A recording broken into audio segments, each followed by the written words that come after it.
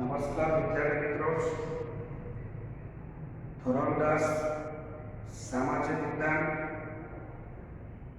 Chapter 5 ભારતનો વિજ્ઞાન અને ટેકનોલોજીનો વારસો. આજનો આપણો ટોપિક છે ખગોળશાસ્ત્ર અને જ્યોતિષશાસ્ત્ર. પ્રશ્ન પૂછાય, પ્રાચીન ભારતે ખગોળશાસ્ત્ર અને જ્યોતિષશાસ્ત્રના વિકાસમાં આપેલું યોગદાન સમજાવો. કહેવાય છે કે ખગોળશાસ્ત્ર એ સૌથી પ્રાચીન શાસ્ત્ર છે. શાસ્ત્ર એટલે એક પ્રકારનું વિજ્ઞાન છે. પ્રાચીન સમયમાં પ્રાચીન વિદ્યાપીઠોની અંદર આ બધા ખગોળશાસ્ત્ર, જ્યોતિષશાસ્ત્ર વગેરે શાસ્ત્રોનો પદ્ધતિસર રીતે અભ્યાસ કરવામાં આવતો હતો.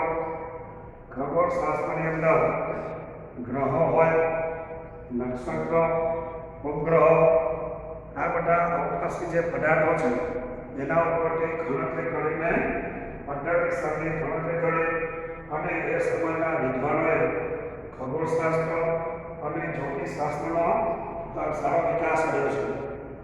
ટૂંકમાં અવકાશમાં જે બધા ગ્રહો, નક્ષત્રોનો ઉપગ્રહો છે એના ઉપરથી એ ચોક્કસ ગણતરી કરતા અને એના ઉપરથી એવો ખગોળશાસ્ત્રનો વિકાસ થતા હતા.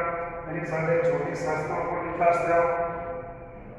કહેવાય છે કે ભારતમાં જે પ્રથમ ઉપગ્રહ અવકાશ એનું નામ હતું આર્યભટ્ટ, કે જે ભારતના મહાન એવા ખગોળશાસ્ત્રી આર્યભટ્ટના નામ પરથી એનું નામ આપવામાં આવ્યું.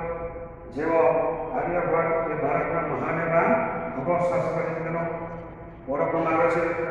ખગોળશાસ્ત્રના વિકાસમાં તેનો મહત્વનો યોગદાન રહેલો છે. તેમજ આર્યભટ્ટે સાબિત કર્યું છે કે પૃથ્વી પોતાની ધરી પર ફરે છે.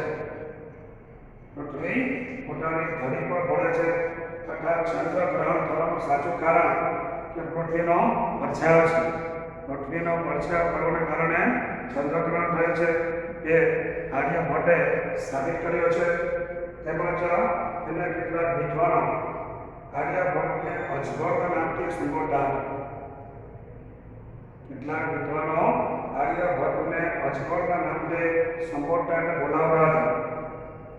એવા જ ખગોળશાસ્ત્રી બ્રહ્મગુપ્ત, કે જેના ગ્રંથનું નામ છે બ્રહ્મ સિદ્ધાંત નામનો ગ્રંથ લખ્યો, જેમાં તેમણે ગુરુત્વાકર્ષણના કેટલાક નિયમોનો પણ ઉલ્લેખ કર્યો છે. યાદ રાખવાનો, બ્રહ્મગુપ્તનો ગ્રંથનું નામ છે બ્રહ્મ સિદ્ધાંત નામનો ગ્રંથ છે, કે જેમાં તેમણે ગુરુત્વાકર્ષણના નિયમોનો ઉલ્લેખ કર્યો છે. આ ઉપરાંત જ્યોતિષશાસ્ત્રને 3 ભાગમાં વહેંચનાર એવા મહાન જ્યોતિષશાસ્ત્રી વરાહમિહિર, કે જેમણે જ્યોતિષશાસ્ત્રના 3 ભાગ પાડ્યા: તંત્ર, હોરા અને સંહિતા. આ ઉપરાંત તેઓ એક મહાન ખગોળશાસ્ત્રી પણ હતા અને મહાન જ્યોતિષશાસ્ત્રી હતા. તો વરાહમિહિર એ ખગોળશાસ્ત્રી પણ હતા અને જ્યોતિષશાસ્ત્રી પણ હતા. એમનો જે ગ્રંથ છે બૃહદ સંહિતા. આ પણ પૂછાય જોડકાની અંદર. તો વરાહમિહિરના ગ્રંથનું નામ છે બૃહદ સંહિતા.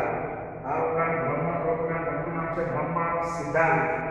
તો વરાહમિહિરે બૃહદ સંહિતા નામનો ગ્રંથ લખ્યો, જેમાં તેમણે દર્શાવ્યું છે કે ગ્રહો, અવકાશમાં રહેલા ગ્રહો એ માનવીના મન ઉપર અસર કરે છે. આ ઉપરાંત તેમણે મનુષ્યના લક્ષણો દર્શાવ્યા છે. તેમજ આપણે જે શુભ પ્રસંગો હોય, લગ્નનો પ્રસંગ હોય, તેમજ તળાવ પૂરવાનો હોય, કુવા પૂરવાનો હોય, શુભ પ્રસંગો ઉજવવાના હોય, પાકની વાવણી કરવાની હોય, આ બધા પ્રસંગોએ આજે જે આપણે શુભ મુહૂર્ત જોડાવતા હોય છે એનો ઉલ્લેખ પણ વરાહમિહિરે પોતાના શાસ્ત્રની અંદર કર્યો છે. આ ઉપરાંત એ સમયના આપણા જે પૂર્વજો છે એવો વિવિધ પ્રકારના વિજ્ઞાનમાં નિપુણતા ધરાવતા હતા. વિવિધ કલામાં અને વિવિધ પ્રકારના શાસ્ત્રોનું મોટું જ્ઞાન ધરાવતા હતા, કે જેનો આપણને ખરેખર ગર્વ છે કે આ બધો આપણા પૂર્વજો પાસેથી આપણને ભાષામાં મળ્યું છે, સાંસ્કૃતિક ભાષા સ્વરૂપમાં મળ્યો છે, જેનો આપણને ખરેખર ગર્વ છે. અને એના કારણે આજે આપણે સાંસ્કૃતિક ભાષાની બાબતમાં ખૂબ જ સમૃદ્ધ છે. તો વિદ્યાર્થી મિત્રો, આ જે પ્રશ્ન છે એ 3 ગુણનો પ્રશ્ન પ્રાચીન ભારતે ખગોળશાસ્ત્ર અને જ્યોતિષશાસ્ત્રના વિકાસમાં આપેલા યોગદાન સમજાવો અને વ્યવસ્થિત સમજી આ ઉપરાંત ભાગા ચોપડામાં લખી અને વ્યવસ્થિત રીતે તૈયાર કરવો આ પ્રકલ્પ ઉપયોગી છે.